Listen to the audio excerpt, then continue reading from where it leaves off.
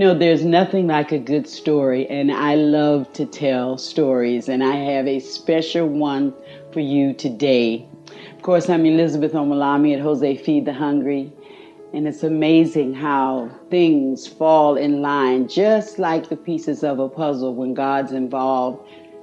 We went to church last Sunday, and my pastor at Abundant Life Church, Pastor Woodrow Walker Sr., was preaching about not losing your song, and that God was giving all of us a new song because these were new times, and this is a new generation, and young people will have visions, and old people will dream dreams. So we all have a part in this. And he said, oh, by the way, there's a family in the church, and we're going to have an offering for them, and I hope you will help them.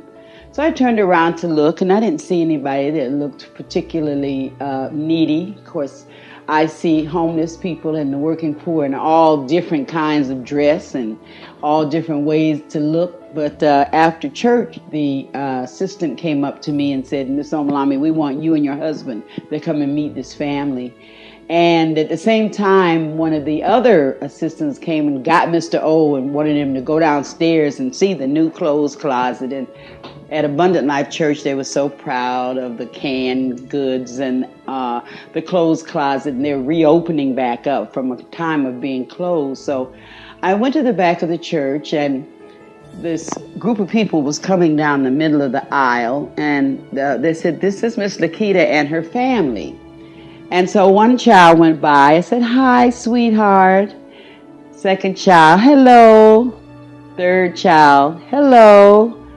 Fourth child, hello.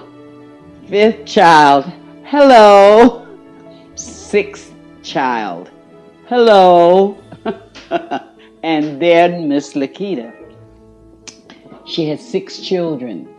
They are something like 3, 5, 11, 12, 13, and 15, something like that.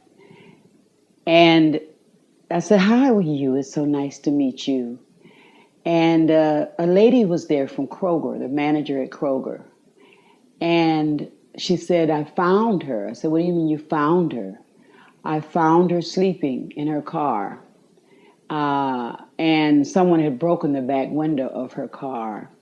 And Lakita had been sleeping in her car for a whole month with 6 children, begging for food from the people in the parking lot, washing up in the Kroger bathroom.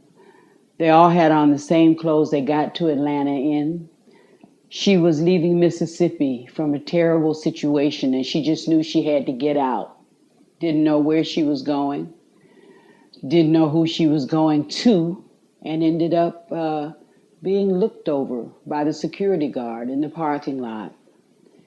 And they were resilient. It's amazing how resilient children can be.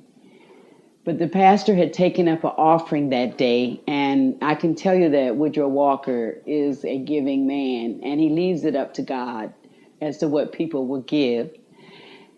But I had the challenge of finding a place for them to go, because we didn't want them to sleep in the car anymore.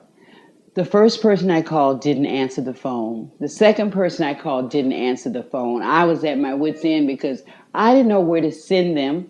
Most shelters won't take a 15-year-old boy. They will separate the boy from the rest of the family. And then it's after 4:30 on a Sunday afternoon. The shelters are already got who they're supposed to get for the day. They're done. So usually what we do at Hosea Feed the Hungry here in Atlanta is we will put them in a hotel for a couple of days or a week. That's where a lot of homeless people live, in extended stay hotels. So I thought, well, maybe that'll be the decision. When the church came back with the announcement that they had raised $1,700 for this family, I was just overjoyed, and so was Lakita.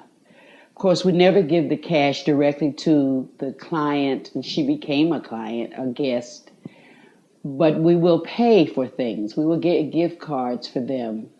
So to make a long story long, she got to stay at a hotel for 2 nights. And then, by the grace of God, I got a call from my friend Ebony White at the Gateway 24/7 shelter.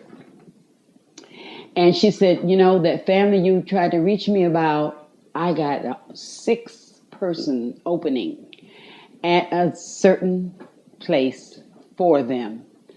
And I never get 6 people at once. That is an amazing miracle. And so she stayed at the hotel. We gave her enough food for them for 2 days. We gave her new clothing and, you know, because at our dinner events, the line for barbers and beauticians and clothing is longer than the line for food. And she went to Ebony White at Gateway from Jose Feed the Hungry, and now she is living in a very nice place with her kids. And the lady at Kroger gave her a job. So now she has a job. All of that happened in one day because everybody got together and was determined that this family would not live in a car where they had been for a month. So we don't need to study homelessness. We don't need to go to Washington to have committees to figure out what to do about the poor. The people that we serve at Jose Feed the Hungry are not the 47%. It's like if you have a totem pole and you dig a hole in the ground and you stick the totem pole in the ground. That totem pole that is above that ground is the 47%. The people we serve are down in the hole with the part of the totem pole you can't see. They are the invisible America. And so with Lakita goes my heart, goes my prayers, and I know she'll be fine. Our case managers will continue to follow up with her. You'll be able to see more about her and to keep up with her at 4, the number 4, Hosea, HOSEA.org. And if you want to help us help Lakita and mothers like her, winter is coming, and there will be many more. You can text HFTH to 20222. That's HFTH to 20222. $10 will hit your phone bill. You won't even miss it. When we all come together, we indeed become a global family, and nobody really has to suffer. God bless you, and pray for Lakita and her 6 kids. Amen.